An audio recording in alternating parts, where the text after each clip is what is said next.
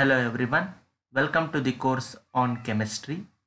In previous video, we have solved some problems based on energy equation, that is E is equal to h mu, and also seen one of the important effect, that is photoelectric effect. So let us study the next concept in this chapter, that is dual behavior of electromagnetic radiation. As in previous videos, you have seen that the light radiation, that is electromagnetic radiation, will shows the wave nature as well as particle nature.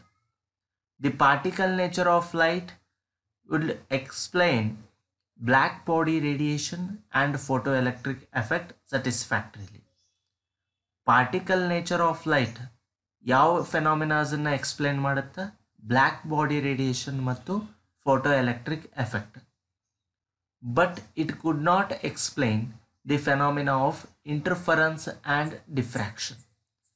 Interference ಮತ್ತು ಡೈಫ್ರಾಕ್ಷನ್ನ ಈ ಒಂದು particle nature of light explain ಮಾಡಲಿಕ್ಕೆ ಸಾಧ್ಯ ಆಗೋದಿಲ್ಲ. That interference and diffraction can be explained by considering the light as wave. ಲೈಟನ್ನು wave ಅಂತ ಹೇಳಿ ಕನ್ಸಿಡರ್ ಮಾಡಿದಾಗ ನಾವು ಏನು ಎಕ್ಸ್ಪ್ಲೇನ್ ಮಾಡ್ಬೋದು? ಇಂಟರ್ಫರೆನ್ಸ್ ಮತ್ತು ಡೈಫ್ರಾಕ್ಷನ್ನ ಎಕ್ಸ್ಪ್ಲೇನ್ ಮಾಡ್ಬೋದು. ಬಟ್ ಬ್ಲ್ಯಾಕ್ ಬಾಡಿ ಮತ್ತು ಫೋಟೋ ಎಲೆಕ್ಟ್ರಿಕ್ ಎಫೆಕ್ಟನ್ನು ಎಕ್ಸ್ಪ್ಲೇನ್ ಮಾಡಲಿಕ್ಕೆ ಸಾಧ್ಯ ಆಗೋದಿಲ್ಲ. So to explain some of the phenomenas we have to consider the electromagnetic radiation behaves as particle, and to explain certain other phenomena we need to consider the electromagnetic radiation as wave. So we have to consider both the particle nature as well as wave nature of electromagnetic radiation. Thus we will say that light has dual behavior. Dual behavior ಅಂತ ಹೇಳಿದ್ರೆ ಎರಡು ಪಾತ್ರವನ್ನು ಏನು ಮಾಡ್ತದು ತೋರಿಸುತ್ತೆ. Okay, so hence it is said to be dual behaviour of electromagnetic radiation. Depending upon what kind of experiment we are conducting, we will consider light as particle or light as a wave. Based on ನಮ್ಮ experiment ಮೇಲೆ ನಾವು ಏನು ಮಾಡಬೇಕು? Wave ಅಥವಾ particle ಅಂತ ಹೇಳಿ consider ಮಾಡಬೇಕು. This nature of electromagnetic radiation is said to be dual behavior, that is particle nature as well as wave-like nature. And next we will study about evidence for the quantized electronic energy levels, that is atomic spectrum. ಈಗ ನಾವು ಹೇಳ್ತೀವಿ the light will behave as particle. That means it has certain quantized energy. Quantized energy ಅಂತ ಹೇಳಿದ್ರೇನು?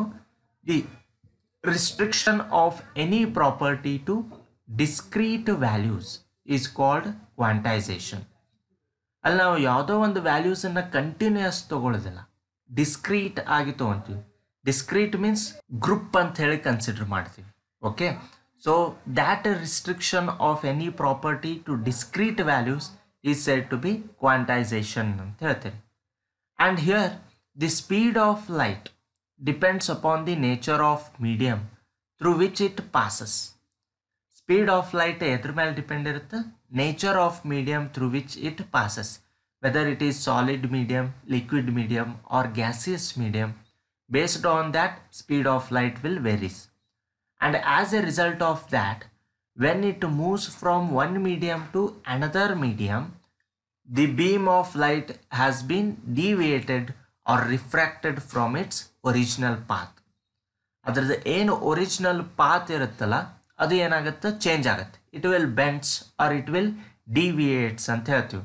If it is moving in straight line, then it will slightly bends when it travels from one medium to another medium.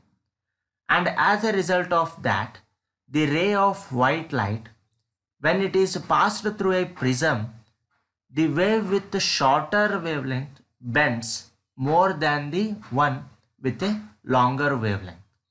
ಆ white light ಒಳಗೆ ಏನಿರ್ತಾವ್ರಿ, different waves ಇರ್ತಾವ. And among them the radiation which is having shorter wave length will bends more. Shorter wave length ಇದ್ದಿದ್ದು bend ಜಾಸ್ತಿ ಆಗುತ್ತೆ, longer wave length ಇದ್ದಿದ್ದು bend ಕಡಿಮೆ ಆಗುತ್ತೆ. Okay, shorter wave length means it's frequency is high. Frequency high ಇರುತ್ತೆ, wave length ಕಡಿಮೆ ಇರುತ್ತೆ. That will bends more. And the one with longer wave length and lesser frequency will bends less. ಕಡಿಮೆ bend ಆಗುತ್ತೆ when it moves from prism. Okay, and from this we will obtain a ray of white light will spread into series of colored bands called as spectrum. A white light ಏನಾಗತ್ರಿ, ಅದರೊಳಗಿರುವಂಥ component colours they will bend, and as a result of that it will splits up into 7 colors.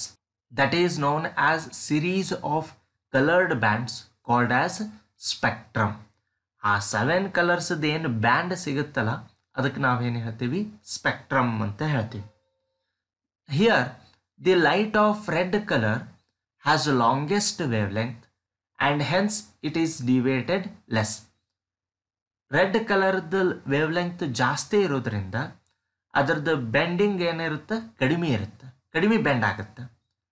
And violet light it has shortest wave length. Violet ಲೈಟದ್ದು wave length ಕಡಿಮೆ ಇರುತ್ತೆ, frequency ಜಾಸ್ತಿ ಇರುತ್ತೆ. And hence it will deviate most, ಅಂದರೆ ಹೆಚ್ಚು bend ಆಗುತ್ತೆ violet light. Thus the spectrum of white light ranges from violet to red, and such a spectrum is called continuous spectrum. ಆ ಏನು spectrum ನಮಗೆ ಆಪ್ಟೇನ್ ಆಗುತ್ತಲ್ಲ red to violet, ಅದಕ್ಕೆ ನಾವೇನು ಹೇಳ್ತೀವಿ, ಕಂಟಿನ್ಯೂಯಸ್ ಸ್ಪೆಕ್ಟ್ರಮ್ ಅಂತ ಹೇಳ್ತೀವಿ. ಕಂಟಿನ್ಯೂಯಸ್ ಸ್ಪೆಕ್ಟ್ರಮ್ ಅದಕ್ಕೆ ಹೇಳ್ತೀವಿ because violet merges into blue, blue merges into green and so on. ಹೌದಾ, ಒಂದಕ್ಕೊಂದು ಕಲರ್ ಏನಾಗ್ಬಿಟ್ಟಿರ್ತಾವೆ, ಮಿಕ್ಸ್ ಆಗಿಬಿಟ್ಟಿರ್ತಾವೆ. Okay, you cannot clearly separate them, clear ಆಗಿ ಸಪ್ರೇಟ್ ಮಾಡ್ಲಿಕ್ಕೆ ಆಗೋದಿಲ್ಲ. If you observe the rainbow ನೋಡಿದ್ರಿ ಅಂತ ಹೇಳಿದ್ರೆ ಒಂದ್ರ ಮೇಲೆ ಒಂದು ಕಲರ್ಸ್ ಏನಾಗ್ಬಿಟ್ಟಿರ್ತಾವೆ, ಎಮರ್ಜ್ ಆಗಿಬಿಟ್ಟಿರ್ತಾವೆ. Okay, means they will merged or mixed up with each other ಅಂತ ಹೇಳ್ತೀವಿ. And hence it is known as continuous spectrum. ಅಲ್ಲೇ ಸಪ್ರೇಟ್ ಗ್ಯಾಪ್ ಬಿಟ್ಟು ಏನಾಗಿರೋದಿಲ್ಲ, ಪ್ರೆಸೆಂಟ್ ಇರೋದಿಲ್ಲ ಆ light. Okay, all are continuously present and hence it is said to be continuous spectrum ಅಂತ ಹೇಳ್ತೀವಿ.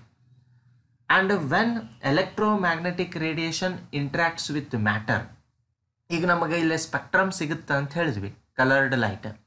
ಯಾಕೆ ಕಲರ್ಡ್ ಲೈಟ್ ಸಿಗುತ್ತೆ ಅಂತ ಹೇಳಿದ್ರೆ, because whenever the electromagnetic radiation interacts with matter, the atoms and molecules which are present in the matter absorb the energy and reach to higher energy state. ಅವು ಏನು ಮಾಡ್ತಾವೆ, ಎನರ್ಜಿನ ಅಬ್ಸಾರ್ಬ್ ಮಾಡ್ತಾವೆ. Atoms ಮತ್ತು molecules matter ಒಳಗಿರುವಂಥವು, ಅವು absorb ಮಾಡಿಕೊಂಡು excited ಸ್ಟೇಟಿಗೆ ಏನಾಗ್ತಾವೆ, ಜಂಪ್ ಆಗ್ತಾವೆ. That is known as higher energy state.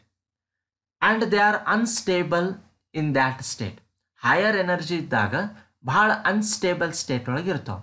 Again they want to become normal and hence they will again come back to the ground state.